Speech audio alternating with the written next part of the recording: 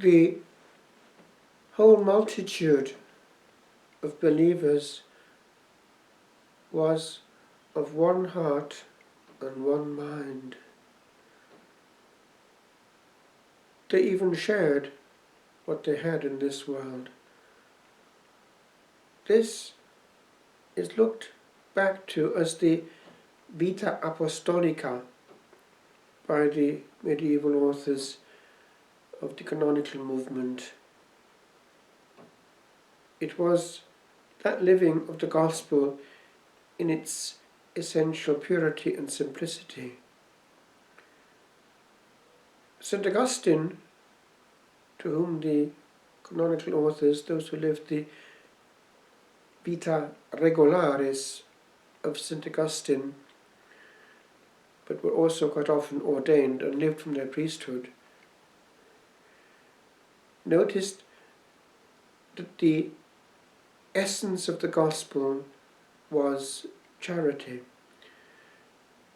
Augustine himself wrote a rule which was much shorter than that of St. Benedict, and essentially had a rule which was based on dynamics, not observances, and so it was very adaptable. It laid emphasis on the quality of relationship, cor unum, one heart. That can be a model. If one starts from that side in building a community, the observances will follow to protect it. But it must always be centre stage.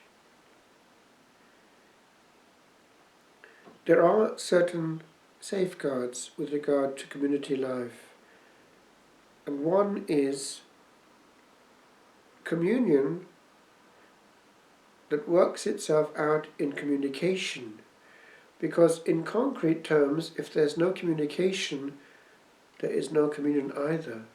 How can there be? And there are certain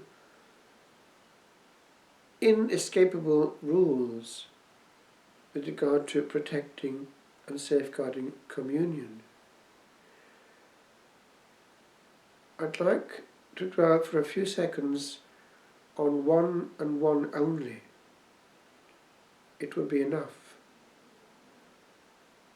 because quite often it's the very one that's missing. And when it's missing, nothing else can function. It's this one. How can heart meet heart if people do not know how to exchange it? In practice, the meaning of conversation. It's from two Latin roots. One is con, cum, together, and the rule of turning is essential, because conversation is turning together. Versari. Now, this notion of exchange in both directions is the essence of it. One turns and returns, one goes back and forth together. And that's the bit that, if one is honest, rarely seems to happen. One can almost count on one hand the number of people that one knows who really know how to communicate. Why? In practice, they're giving, usually themselves.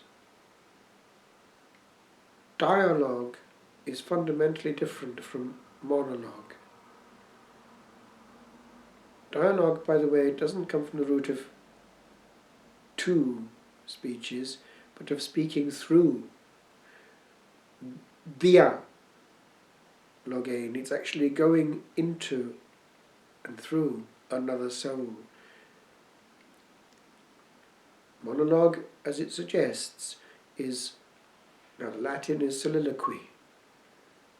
It's actually talking alone. And how many conversations one witnesses that are made of often one, but sometimes two, talking alone, even in a so-called conversation. But actually it impacts on even life in general, not just the religious life, not just conversation between those who belong to Jesus.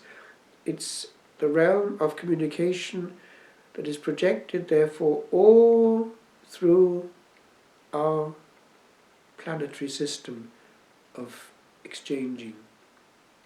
In concrete terms, how many interviewers know actually how to get the balance right? Many interviewers interrupt unnecessarily. They're too hyped up and too nervous. There are some who do genuinely know how to only say enough so as to get the best out of the other.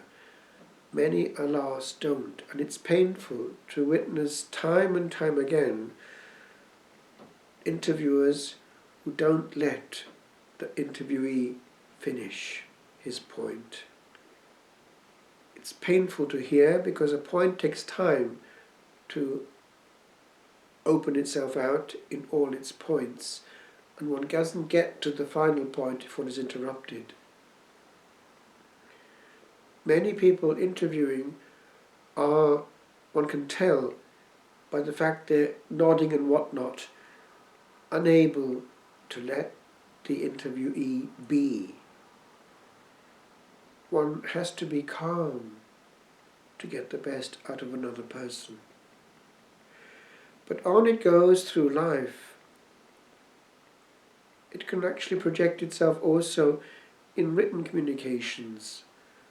Aggression. It doesn't get the best out of life. If one is sowing aggression, one is sowing pain. Is it worth it? One doesn't always have to say everything that crosses one's mind. But I just want to zoom into one point only. It's this one. Do we know the meaning of courtesy? Politeness. There is one thing, and one big thing, which seems to be a fundamental fault all over human society, wherever one looks. It's not to know that to talk across is not courteous. But also, and it must be held in complete parallel, not to know when one is heavy and painful is a lack in itself of courteousness and can lead to the other fault on the part of someone that one is talking to.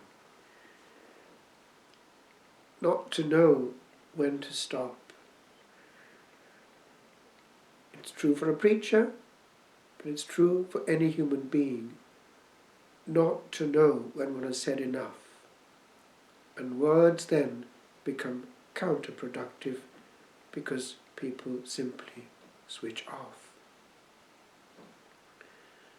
But I'd like just to quote something which years ago I wrote there at Sant'Antimo, aware of the problem, and seeing how actually the angel, St. Gabriel himself, the archangel, was courteous before the Blessed Virgin, his queen.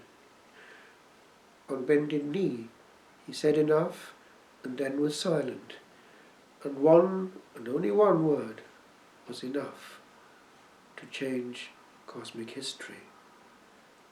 Quite often, one word is more powerful than an unstoppable flow of syllables.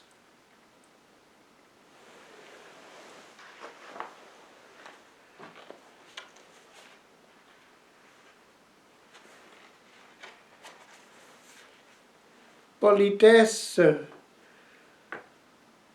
politeness. To talk across is never to be heard, in that we would not listen. 'Tis to be of little worth in uttering a word. Awaited not, and waited not, but free and easy in its coming, coming oft, too oft, for laden ears. For sounds, like tears, are gathered best where rest is very soft. And deaf proximity no being nears. O angel that spoke well in Galilee, on bended knee at womanhood all low, a highest seraph in a courtesy, all ear for but a whisper, but a bow. Teach us to tremble at a tremored space of air on fire, where soul, a soul, can face